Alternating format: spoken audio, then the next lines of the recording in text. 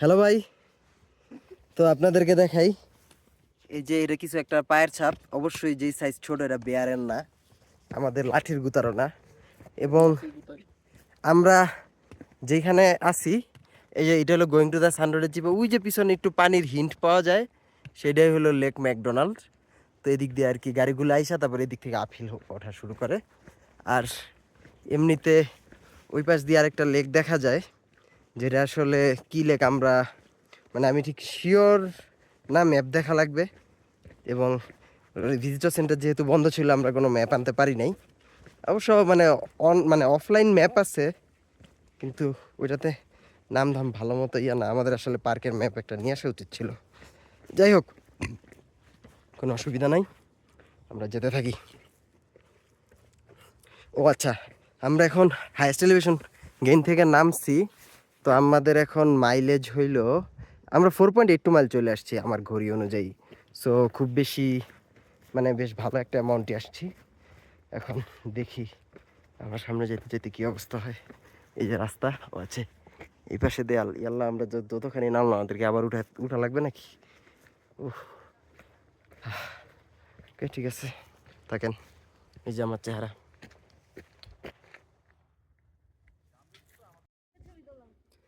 Hello ভাই, তো আমরা ইয়েলোস্টোনের পথে আছি এখন। বেয়ারটুথ পাস হাইওয়ে, আমরা রেড লজ থেকে যাচ্ছি পার্কের দিকে। তো ভিউটা এই যে দেখেন, উপরে আকাশ, এবং আমি গাড়ির এইখানে দাঁড়ায় আছি, ওইখানেও মানুষজন আছে। জাস্ট আর কি আপনাদেরকে দেখাই, ওই যে রাস্তার নিচের থেকে উঠে আসছে, এবং এই যে এইদিকে ওই যে আমার স্ত্রী ছবি তুলতেছে। তো ইয়েলোস্টোন ন্যাশনাল পার্ক নিয়ে আসলে বলতে গেলে অনেক কিছু বলা যায়, কাজে আমি অনেক কিছু বলবো না। এটার ইতিহাস, এটা নিয়ে একটা টিভি সিরিজই আছে ইয়েলোস্টোন নামে। সো ওইটা নিয়ে কিছু বলবো না, কিন্তু বেয়ারটুথ হাইওয়েটা ইয়েলোস্টোন ন্যাশনাল পার্কের অংশ না, এটা হইলো ন্যাশনাল ফরেস্ট। এবং দেখেন ওই যে নিচে একটা ক্যাম্প গ্রাউন্ড আছে, ওইটাই আমি যতদূর জানি ইয়েলোস্টোন রিভার। তো গ্র্যান্ড ক্যানিয়নের সাথে এটার পার্থক্য হলো, গ্র্যান্ড ক্যানিয়নটা ধুধু মরুভূমির মতো, এটা অনেক উঁচা, কিন্তু ইয়েলোস্টোনের রিভারটাও একটা ক্যানিয়ন কার্ভ করছে। আমরা সেই ক্যানিয়নে যাব কালকে, না আচ্ছা হ্যাঁ, কালকেই তো যাবো। সো আমরা ওইখানেও যাবো, ওইটার ভিউ সুন্দর। আর দেখেন এই যে আমরা এখানে ছবি টবি তুলতেছি, এবং ওকে। তো বেয়ারটুথ হাইওয়ের মেইন ব্যাপারটা এটাই যে সিনিক ড্রাইভে যে দেখেন উপরে মেঘ, কাজে আমরা যখন এই কার্ভটা পার হয়ে উপরে উঠবো তখনই মেঘের ভিতরে ঢুকে যাব, খুব বেশি ভিউ পাবো না মনে হয়। তো এটা একটা স্পেকুলেশন, যেহেতু আমরা খুব বেশি ছবিও তুলতে এত মানে প্যারা নেই না, তাই আমি এই যে ভিডিওটা এখনই শেষ করে দিই এখানে, মানে এই এই অংশটা, পরে ইন্টারেস্টিং কিছু হলে তো হবেই। হ্যালো ভাই, ঘুম ঘুম আসতেছে। তো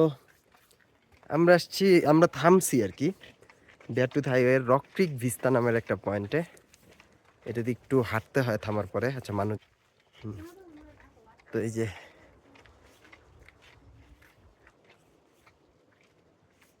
এইখান থেকে আর কি আছে পিচ্ছি।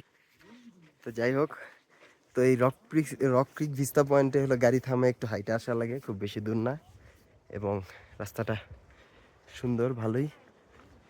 এখান থেকে আসলে এটা হলো ধরেন যে পাহাড়ের একটু আগা বাইরেছে, ভিউ পয়েন্ট খুবই সুন্দর। আমরা যাচ্ছি, আকাশে মেঘ, আমাদের যাইতে হবে আলটিমেটলি ওই দিকে, এবং মানুষজন ছবি তোলা নিয়ে অনেক ব্যস্ত। তো এই যে ছবি ফটো বম্বিং করলাম, এই যে আকাশ ভাই ছবি তোলার জন্য দাঁড়ায় ছিল, এই যে আপুর, আমি একটু ফটো বম্বিং করলাম আর কি। এবং দেখেন এখানে চিপমাং ঘুরে, মানুষে খাওন দিয়া অভ্যাস খারাপ বানায় ফেলায়।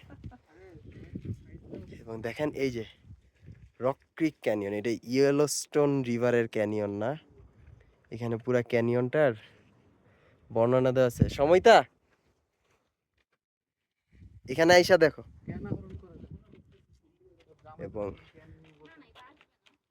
কিভাবে হয়েছে আমি জাস্ট ভিডিও করে রাখলাম, এবং এই পাশে আপনি একটা স্টানিং ল্যান্ডস্কেপ দেখতে পাবেন, এবং ওয়াইল্ড লাইফ এগুলো আছে। সো কারো যদি পড়ার ইচ্ছা থাকে আপনারা আমার ভিডিও পোস্ট করে পড়ে নিন। আমি এখন এই যে আশেপাশে সব দেখাইলাম, কাজে আমি এখন ভিডিও বন্ধ করে উপভোগ করবো।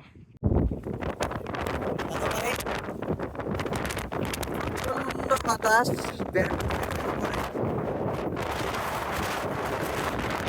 এই কাস্টমারের মধ্যে আর কিছু না বলি, বাতাসের মধ্যে কিছু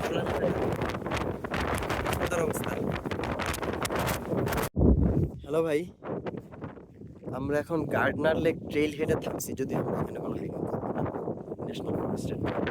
তো গার্ডনার লেক সামনে ওয়াটার নাই, একটা লেক আছে, ক্যাম্প সটুথ আছে। তো গার্ডনার লেকটা অ্যাকচুয়ালি এখান থেকেই দেখা যায়, ওই যে নিচে দেখেন বেশি বরফ, এবং আপনারা মনে হয় বাতাসের অনেক আওয়াজ পাচ্ছেন। তো এই যে এটা হলো গার্ডনার লেক, ঘুরে গেলে আরো লেক টেক পাওয়া যাবে। বেয়ারটুথ লেক ট্রেন।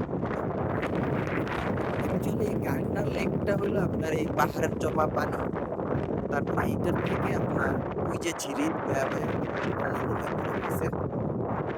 তো বেয়ারটুথ হাইওয়ের এটা কত উঁচা পাস আমি জানি না, কত উঁচা অংশ আমি জানি না।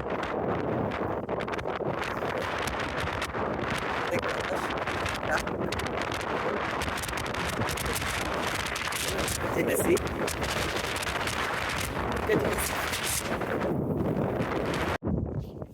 ভাই, আমরা এখন বেয়ারটুথ ভ্যালি ওভারলুকে আছি মনে হয়, বা এটা কিছু একটা ভিস্তা। তো ভিস্তার ভিউ অনেক ভালো, তারপরে ওই যে রোডটা নাইমা যায়। সো মানে বেয়ারটুথ হাইওয়ের মোটামুটি আমরা মানে পাশের আমরা মোটামুটি শেষ অংশে আছি। সো আমার মেন কথা সেটা হলো যে অনেক বাতাস, অনেক ঠান্ডা, খুব বেশি কথা বলা যেতেছে না, একটা হয়ে যেতেছে। এই যে আমি ফোন রাখি। বেয়ারটুথ হাইওয়ে সুন্দর, অনেক বাতাস দেখে আমি বেশি একটা ভিডিও বানাতে পারলাম না, এই আর কি অবস্থা। এই যে আমার চেহারা। হ্যালো ভাই, এটা হলো বেয়ারটুথ লেক। এটা বেয়ারটুথ হাইওয়ের মানে ওয়ায়োমিং পার্টে আর কি, নিচের অংশে। তো রাইট, এরপরে আমরা কুক সিটির দিকে যাব, কুক সিটি পৌঁছে যাব। তো দেখেন অবস্থা। অলরাইট, ঠিক আছে, আমরা মোটামুটি শেষ পার্টির দিকে চলে আসছি। ওকে, অলরাইট। হ্যালো ভাই, তো আমরা থামছি আমাদের বেয়ারটুথ হাইওয়ের লাস্ট স্টপে। সেটা হলো আপনার কি জানি বলে, ও বেয়ারটুথ ইয়েলোস্টোন ওভারলুক। তো জানেন, তো দিয়ে দেখেন, আপনাদেরকে ভিউটা ফার্স্টে দেখাই, ওদিক থেকে শুরু, যে সবচেয়ে সুন্দর ভিউ আমার স্ত্রী, এই যে। তো তারপরে আছে, আরে জুম ঠিক হয় না কেন, এদিক দিয়ে যাচ্ছে, এবং ওদিকে একটা অপার্থিব অবস্থা। আরে জুম টুম, আচ্ছা যাই হোক, ক্যামেরায় এত ভালো ভিডিও আসবে না জানি, কাজে আমি খুব বেশি ভিডিও করার ট্রাইও করবো না। এবং এখানে দেখেন good staff from rocks, as usual, আপনারা যদি পড়তে চান তাহলে পজ করে পড়তে পারেন। এবং এইদিকে অনেকগুলা পিকের নামটামও দেওয়া আছে, যে সামনের কোন পিক কোনটা। ওকে, এবং দেখেন আর্টিক গ্রিন, আচ্ছা এগুলি আমিও পড়ে দেখবো, এখন আপনি বইয়া। এবং লিভিং ল্যান্ডস্কেপ, দেখেন mountains from fire and ice, fire কেন, কারণ এখানে ভলক্যানো আছে।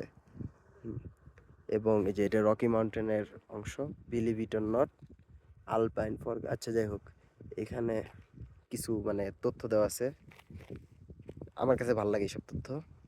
তো এই যে এটা হলো শোষণী ন্যাশনাল ফরেস্টের পার্ট, পিছেরটা অন্য ন্যাশনাল ফরেস্টের পার্ট ছিল, যেটা আপনার মন্টানাতে ছিল, এটা ওয়ায়োমিংয়ে, তাই এই অবস্থা। এবং অলরাইট, তো থাকেন, আমি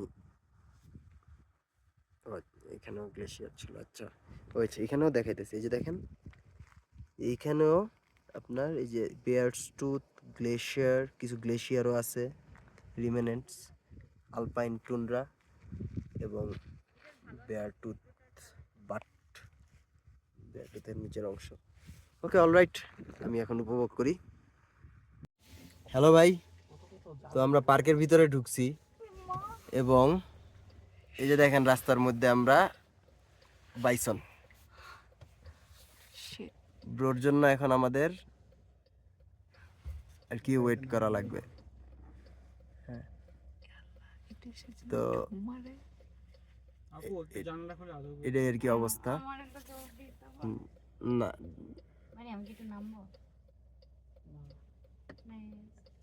আপু এটা ঠিক হবে না, ক্লোজ এটা দেখেন। ওকে, শেষ বাইসন, খুবই সুন্দর। এখন আমি নিজে উপভোগ করি, চেহারাটা খুবই সুন্দর। হ্যালো ভাই, আমরা আসছি লামার ভ্যালিতে এবং এই যে লামার রিভার স্টক ট্রেইল হেডও আছে। আমরা যদিও এখন কোনো হাইকিং করব না, কিন্তু আমরা হইলো এই যে এখানে আছি লামার রিভার। আচ্ছা, এটা হলো স্টক ট্রেইল হেড, ওই পাশে হলো অরিজিনাল ট্রেইল হেড।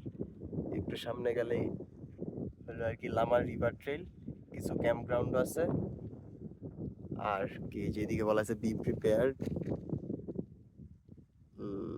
ওকে, অলরাইট।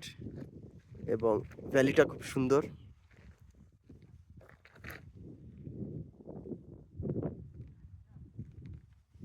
ওকে, ঠিক আছে। হ্যালো ভাই, তো আমরা বাইসনের মোটামুটি একটা পাল দেখতে পাইলাম। এই যে দেখেন মাল্টিপল। ওকে, ঠিক আছে। লামার ভ্যালিতে আইসা ভালোই মনে হইতেছে।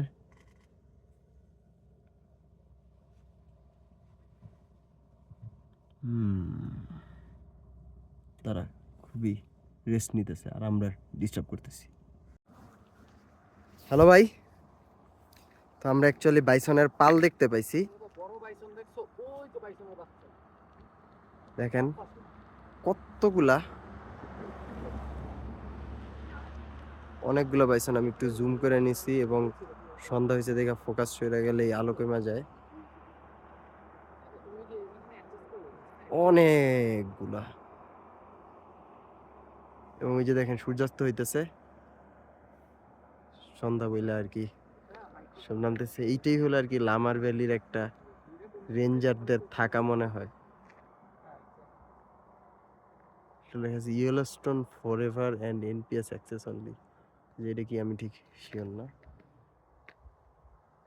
ওকে, আমি মোটামুটি ঘুরতে ঘুরতে সবকিছুই দেখা ফেলাইলাম।